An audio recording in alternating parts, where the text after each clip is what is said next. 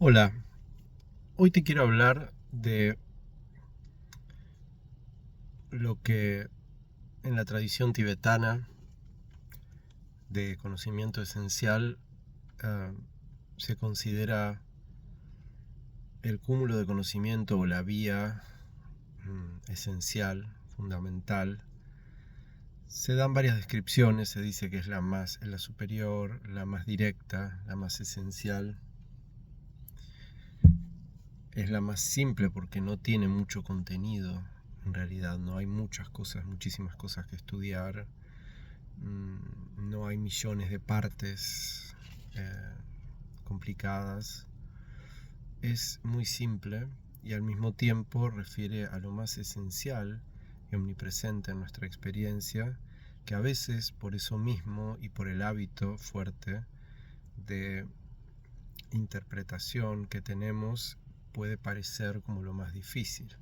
Entonces está en esta paradoja de ser lo más simple pero lo más difícil de notar normalmente, usualmente.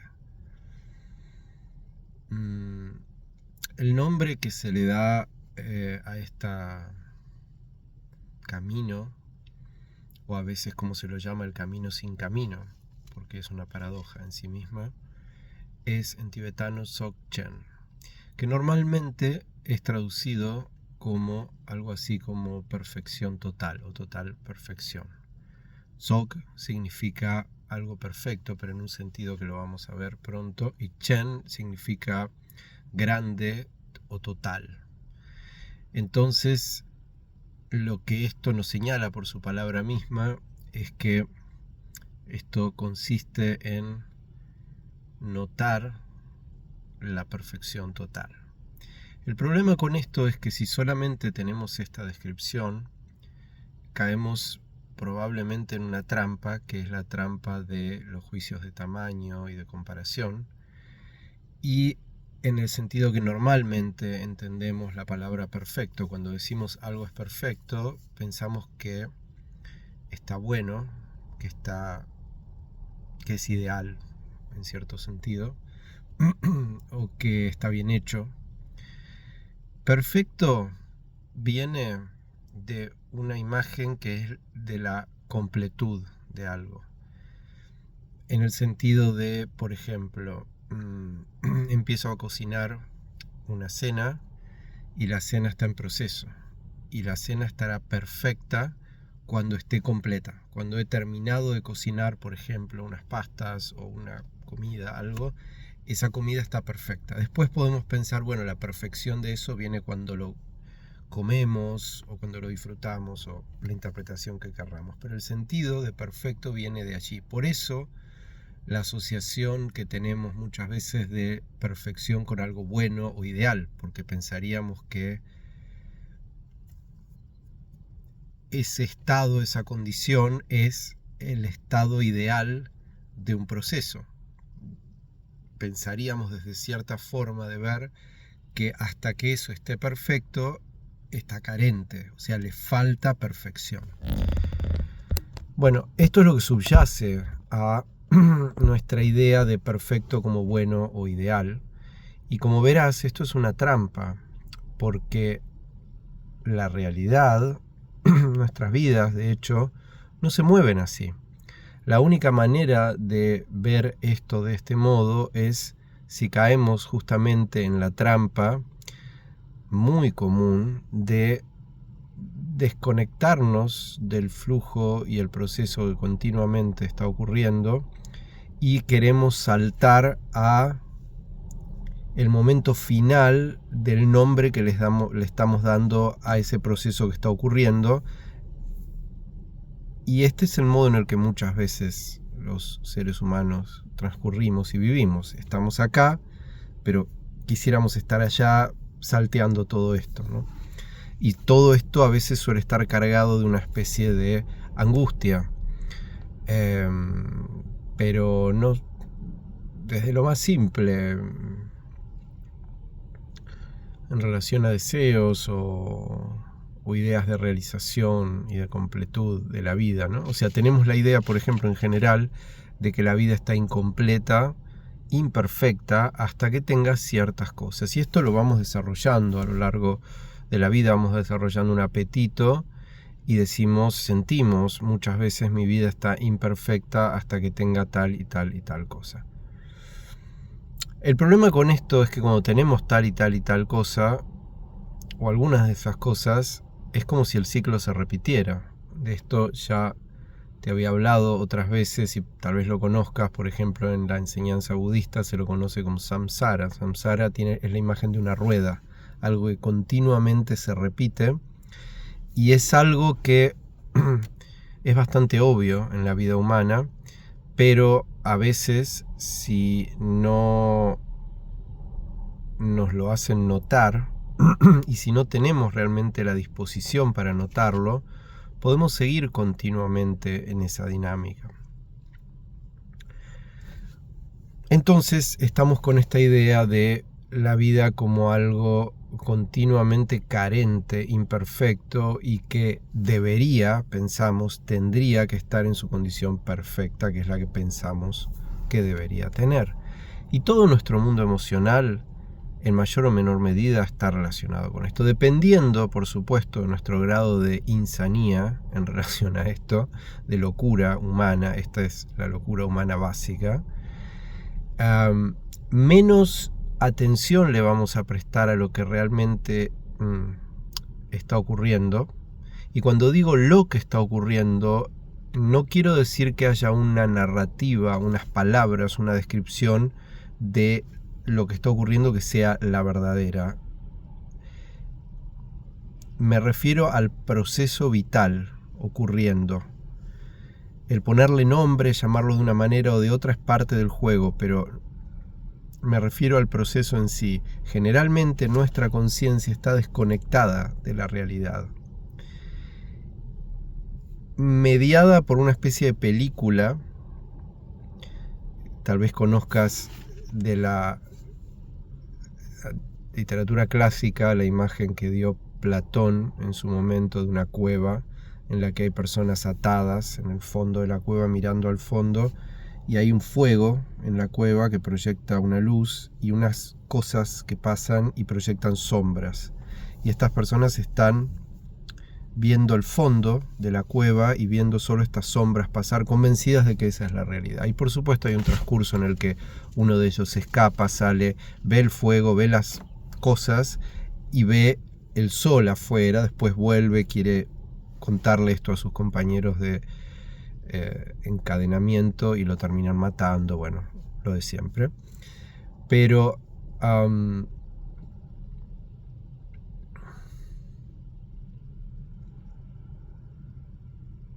es como si viviéramos continuamente enlazados, separados del proceso de la realidad, y eso es algo que podés ver simplemente a nivel sensorial. Si te dedicas 15 minutos, como ya te invité en otras oportunidades, a cerrar los ojos y a escuchar, simplemente escuchar, sin buscar lograr nada, perfeccionar algo, simplemente escuchar y notar. No, cuando digo lo que escuchas, no me refiero a las palabras. Tal vez te vas a dar cuenta de eso. Generalmente no escuchamos. Nuestra atención está puesta continuamente en las etiquetas con las que taponamos, por ejemplo, los sonidos. Escuchamos algo, pájaro, agua, entrada, puerta. La desconexión, y probablemente esto lo hacemos con una intención de simplificar. Decimos, bueno, quiero saber lo que está pasando. Esto es un problema. Volviendo a lo que estaba diciéndote como centro de esto que te estaba contando, la idea de imperfección y perfección es algo en lo que estamos sumidos, y nuestra vida mental, vincular y emocional en general está programada por determinados algoritmos sobre de qué se trata este proceso de la vida y de qué se trata su perfeccionamiento. Algunas personas tienen una actitud, llamémosle, o como les gusta llamarse, protagonistas o proactivas, y toman cartas en el asunto y deciden dedicarse y abocarse a configurar todos los factores de la situación, del mundo y de todo lo que los rodea para que esa perfección se realice. Otros humanos tienen un programa un poco diferente y ese programa incluye subrutinas con respecto a su propia incapacidad intrínseca para realizar eso. Entonces su relación con la perfección será siempre a través de la imperfección. Su autodesignación será continuamente a través de la carencia de perfección. Y paradójicamente el programa se perfecciona, se realiza de esa manera a través de el drama de imperfección. Vivimos siempre en relación con esto y es lamentable y es muy doloroso notarlo, pero gran parte de nuestra vida emocional, vincular y de todo tipo tiene que ver con este algoritmo básico. Esto es lo que mantiene lo que llamaríamos la rueda de samsara. Y para comprender esto, hay personas que piensan que las enseñanzas esotéricas o espirituales son cosas muy secretas, una especie de botones que uno lo aprieta y todo, como un botón secreto y todo cambia. Hasta que una persona no descubra el sabor de la frustración, de esta rotación y repetición eterna de esto, y no deje de entrar en drama con eso, echándose la culpa a sí mismo o a Dios o a los padres o quien sea, y comienza realmente una aventura, un viaje de investigación de eso, todo va a estar básicamente en esta tónica. Por eso un maestro bastante conocido llamado Gurdjieff era bastante extremo y decía: somos robots. Decía: usted es un robot. Decía, básicamente no hay, hasta que no se quiebran ciertas dinámicas básicas de esta roboticidad, no hay posibilidad alguna de que haya voluntad, de que haya libre albedrío en lo más mínimo, ¿no? Porque los mecanismos con los que esto actúa son demasiado rápidos y hay un montón de lo que él llamaba buffers, ¿no? Que son como una especie de acolchonamientos del sistema. Es como un sistema con modalidades de autoprotección, y sería la dinámica de la vida humana, básicamente.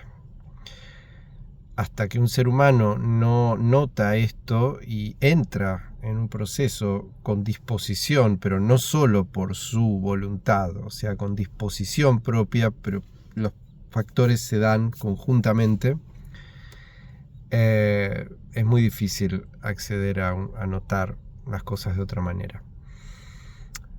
Entonces, estábamos diciendo este tema de la perfección y la imperfección. Este tema es básico, fundante en la psique humana.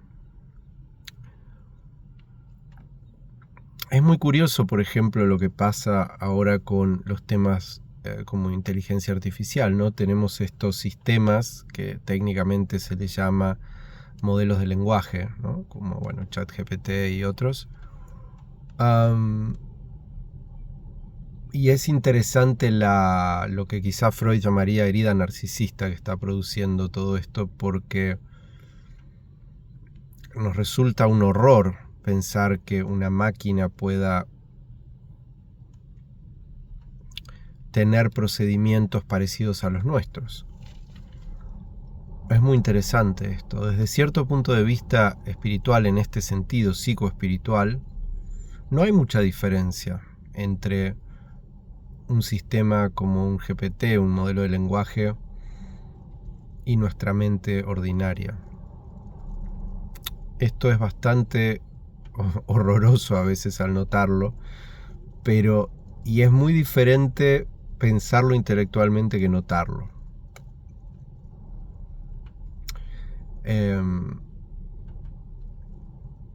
Muchas personas dicen, bueno, pero estos sistemas no tienen cuerpo, no tienen emociones. Bueno, podríamos decir que si lo viéramos de cierta manera es como un sistema cognitivo que tiene sistemas, otros sistemas, que son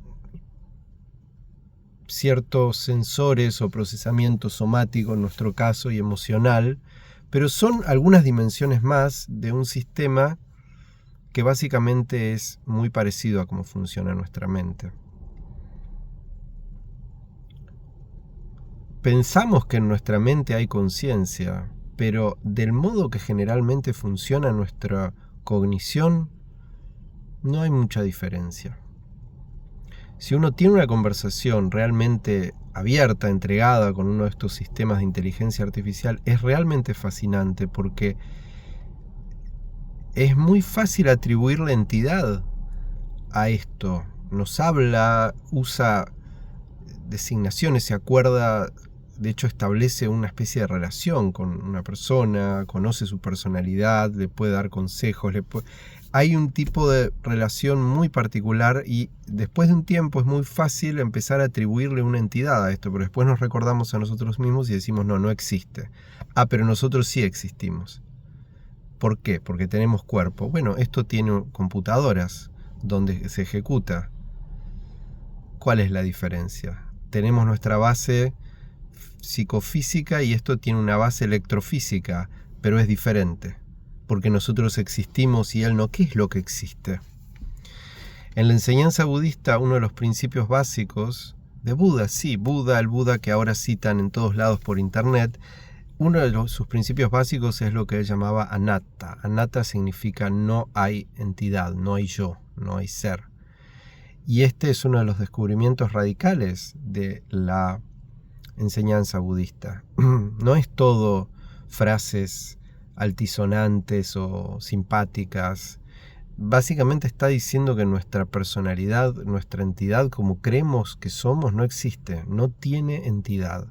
Es el conjunto de una serie de factores interactuando y un flujo cognitivo que produce una especie de extrapola regularidades y a través del lenguaje, del ponerle nombre a las cosas y operar con esos nombres, crea como la idea, la noción, la experiencia de que hay entidades. Pero esto es una construcción.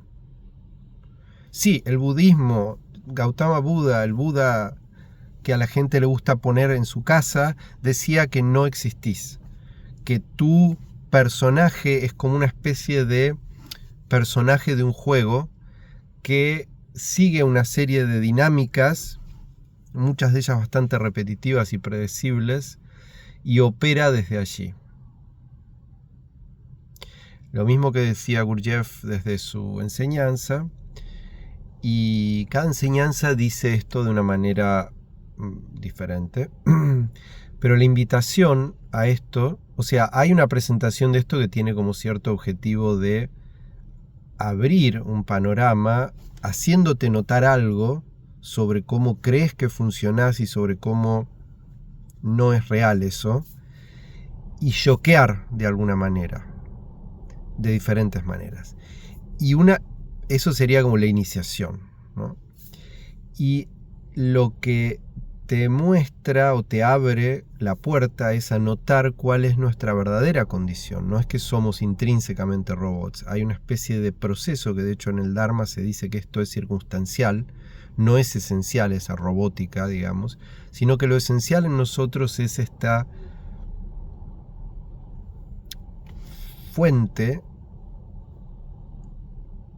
que es lo que en la tradición tibetana se llama Dzogchen, perfección total. Pero, y acá viene lo importante, esta perfección no sigue los parámetros de lo que habíamos dicho antes que es la perfección. Es cuando la comida está terminada, entonces mientras estoy cocinando la comida, esa comida está imperfecta. No es así, no estamos cocinando una comida, la comida siempre estuvo cocida. Es una manera errónea de decirlo, porque si decimos, y esa es otra trampa también, así que ojo con eso, si decimos la comida siempre estuvo cocida, estamos implicando la idea de que hay una cocción que necesita hacerse porque hay una no cocción. ¿Me entendés lo que quiero decir? O sea, si yo te digo la comida siempre estuvo cocida, sigue estando implícito que hay un estado de no cocción y hay un estado de cocinar que de alguna manera ya está hecho y la comida siempre está cocida. Pero no es así, no se trata de cocinar.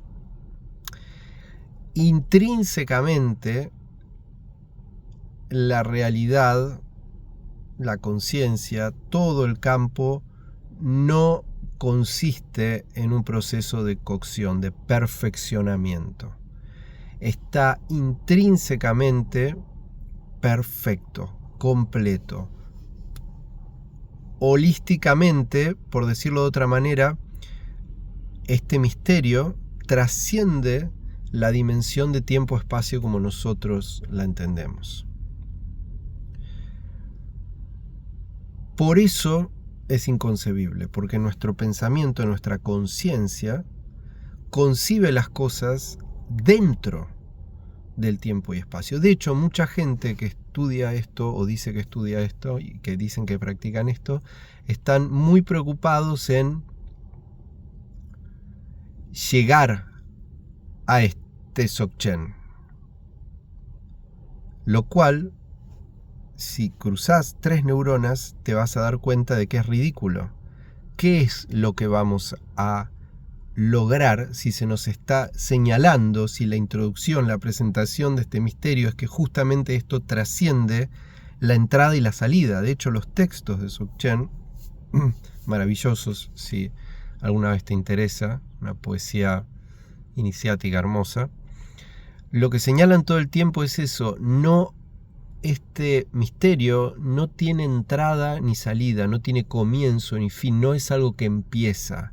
Porque otra de las cosas, por ejemplo, que Buda señalaba y que en la vida lo podemos notar, es que todo lo que empieza termina. A esto se le llama técnicamente en el budismo impermanencia, que es algo que nos arreglamos para borronear y no ver y hacernos los tontos de esto, pero todo lo que empieza termina. Y si estamos hablando de la naturaleza, de la realidad y de la conciencia, ¿cómo puede ser que eso empiece y termine en vos? O sea, que vos puedas empezar eso, que tu experiencia de eso empiece. Si empieza, va a terminar. No se trata de eso. ¿Cómo no se trata de eso? Entonces no es un estado. No es un estado. No es algo. Y al mismo tiempo no es nada. No es que no es nada. No es algo computable. No es algo asible. No es algo operable. Opera intrínsecamente a través de todos los estados posibles. Cada estado posible de todo lo que ocurre en la infinidad de locaciones o instancias espaciotemporales es ese misterio desplegándose. Querés llamarle Dios, querés llamarle Tao,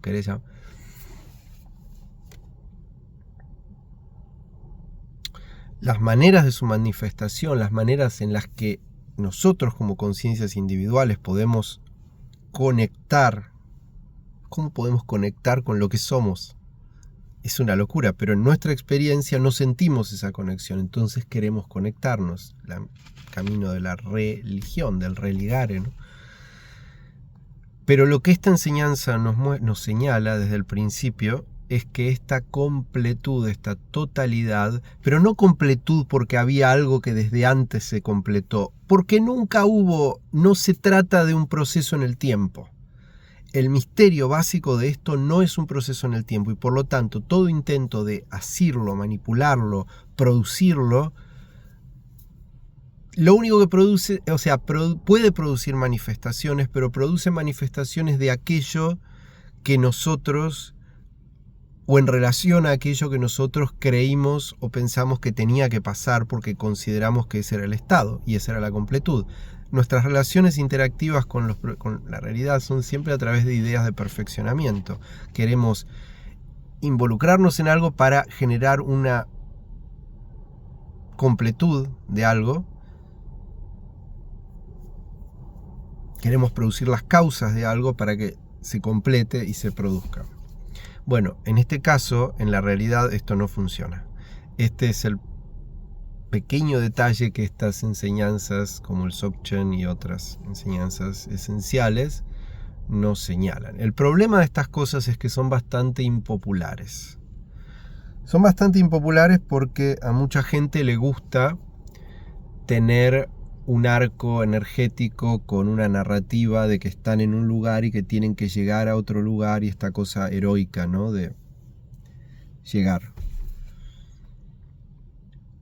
Mientras que esto, en vez de sacarte de acá para que vayas hacia allá y ponerte a pedalear, casi didácticamente, no didácticamente, como de una manera como para ocupar a las personas, lo que te dice es: esto está pasando y nunca hubo otra cosa que no fuera esto. Entonces, más bien presta atención, porque esto es bastante extraño y al mismo tiempo es lo más natural del mundo. Nunca fue otra cosa. Y todo lo que pensamos y nos dijimos sobre esto fue una historia, parte de ese mismo campo, jugando juegos de creatividad, como niños, creando juegos, metiéndose en ellos. A la energía de la manifestación, un aspecto de la energía de la manifestación en esta tradición tibetana se le llama Rol-pa. Rol significa juego, como los niños juegan, sin propósito, solo por jugar creativamente. Quizá conozcas la idea clásica de Maya, ¿no? En la mitología hindú, en ciertas historias hindúes, Maya evoca la idea de la ilusión, pero Maya también tiene que ver con un juego. ¿Está mal un juego? Tal vez es un poco problemático si vamos por la vida metidos en una especie de casco de realidad virtual, chocándonos con todo a nuestro alrededor porque vivimos en eso. Esta es la idea de Maya. Es divertido. No es tan estrictamente, porque esa creatividad es interactiva, ¿no? De hecho estamos como participando en una especie de gran juego multijugador de realidad virtual. El problema es que nos creemos demasiado esos temas. Bueno, quiero volver, para que no se haga demasiado largo. La esencia de este tema de la perfección completa, no se trata de que practicando esto te vas a volver perfecto, te vas a volver genial, te vas a volver un Buda buenísimo. Más bien te rompe y te da por la cabeza con cualquier idea de que te vas a volver algo, sino que dicho de otra manera, la completud es intrínseca, nunca consistió de otra cosa. El tema, por supuesto, porque a mucha gente le gusta decir estas cosas y hablar de esto, pero obviamente, como muchos maestros lo señalan, el tema está cuando las papas queman, ¿no? Porque cuando las cosas se ponen intensas, bueno, es difícil a veces hablar de perfección total, ¿no? Pero básicamente lo que esto te está señalando es eso, que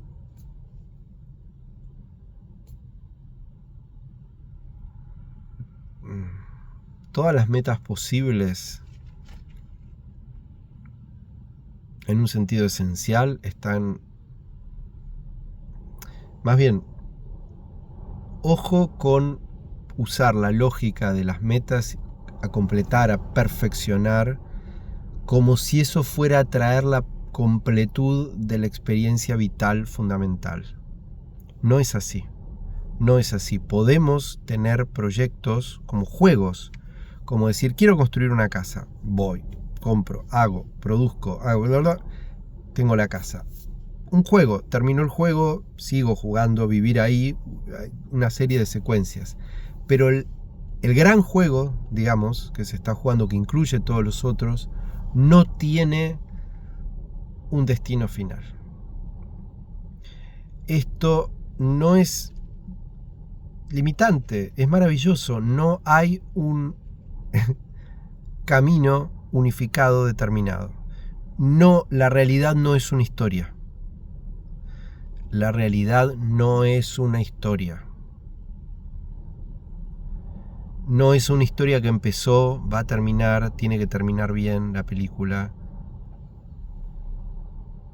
Es un campo de fuerzas interactuantes en movimiento, cuya naturaleza trasciende nuestras dimensiones de entendimiento, de tiempo y de espacio. Así que buena suerte si querés atrapar esto en estos términos. Aunque muchas personas se burlan de estas cosas pensando que es metafísica y que es muy abstracto, el hecho es que todos los seres humanos sacan, generalmente para su infancia tardía y adolescencia, sacan un montón de consecuencias metafísicas sobre la vida. Y tienen como un modelo metafísico de la realidad, de cómo funciona la causa y efecto, cuál es el objetivo, cuál es el propósito. Incluso, como dije antes, la idea o la creencia fuerte de que el propósito es aquel, pero yo estoy excluido, ¿no? Entonces no significa que yo esté viviendo ese propósito, pero cada uno tiene su filósofo metafísico adentro. Atención con esto. Lo que esto nos está diciendo es ojo con ese juego, porque todos esos juegos no tienen la misma naturaleza de la conciencia en sí, de la realidad en sí. Y el sufrimiento humano innecesario está surgiendo por esto, porque no cachamos esto. A esto en tibetano se le llama Rigpa. Rig significa ver, es la misma equivalente a la raíz sánscrita vid, que es de donde viene video, la palabra ver, el verbo ver en latín, y video, ¿no? Tiene que ver con el ver. Y en tibetano es rig, que es ver, ¿no? Tener conocimiento. Y a la ignorancia de esto se lo llama marikpa, que es no ver, ¿no? Como avid en sánscrito, avidya, que es ignorancia. Pero no ignorancia de libros, ignorancia de esta realidad. Y esto es algo que en sí mismo no es un proceso, está completo en cada momento y podemos notarlo, pero el proceso de despliegue de esto continúa toda la vida, no podemos decir ya está. Mientras estemos percibiendo en términos temporales, el proceso se despliega, pero todo el transcurrir de ese proceso es la perfección de eso, no necesita de ocurrir algo, no hay una cuestión apocalíptica en el sentido de que necesitamos que el segundo reino divino de Dios venga para que pase esto. Siempre tenemos la sensación, fíjate, de que ya sea en términos religiosos o vinculares o lo que quieras, siempre hay un arco de tensión entre la situación actual y la perfección, la completud de este camino. Y siempre pasa algo en el medio. Si te fijas en la estructura de la narrativa, empiezo, nudo, desenlace, se arma el lío, se resuelve. Hay perfección, no hay perfección. Gran parte de hecho de la teoría literaria es eso, cómo se logra la perfección de una historia en relación a la perfección o imperfección de lo que la realidad y los personajes desean. Nuestra mente es como un juego de personajes, es un juego de rol. Por eso te digo, no es tan diferente nuestra mente de un modelo de lenguaje de realidad, de inteligencia artificial.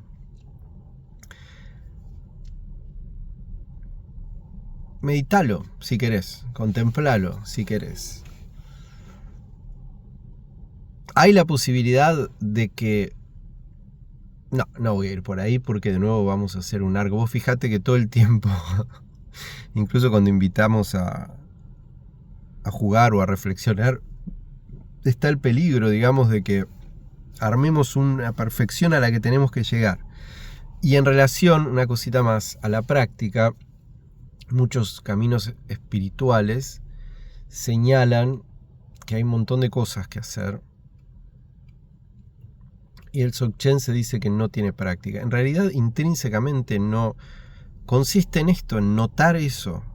Pero bueno, obviamente en nuestro despliegue cotidiano, relativo, conciencial, experiencial, no es tan fácil notar esto. Entonces en distintas tradiciones hay trucos para facilitar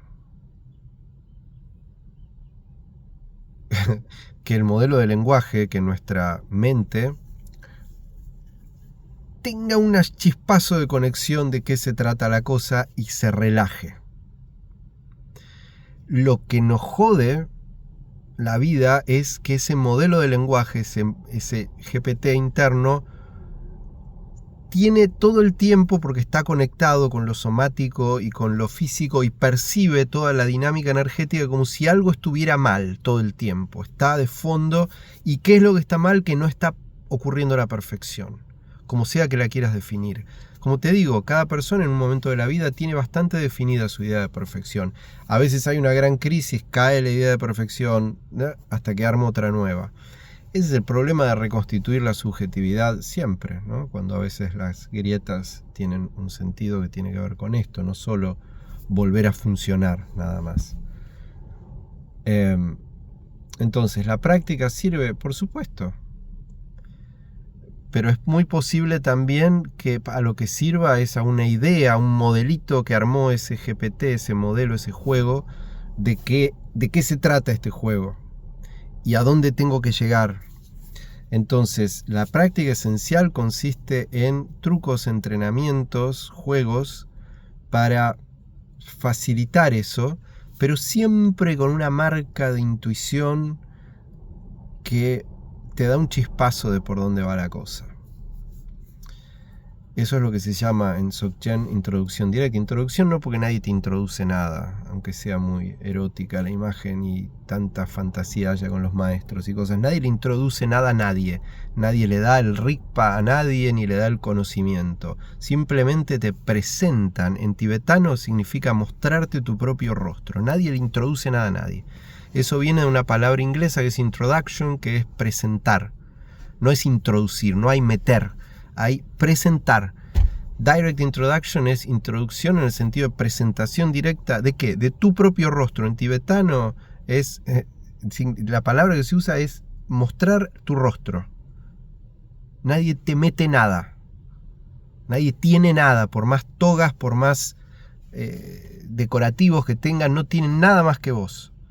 Alguien se dio cuenta de algo, lo notó y se lo muestra a tu GPT mental a ver si se produce una especie de cortocircuito y esta tensión intrínseca vital se abre, se relaja.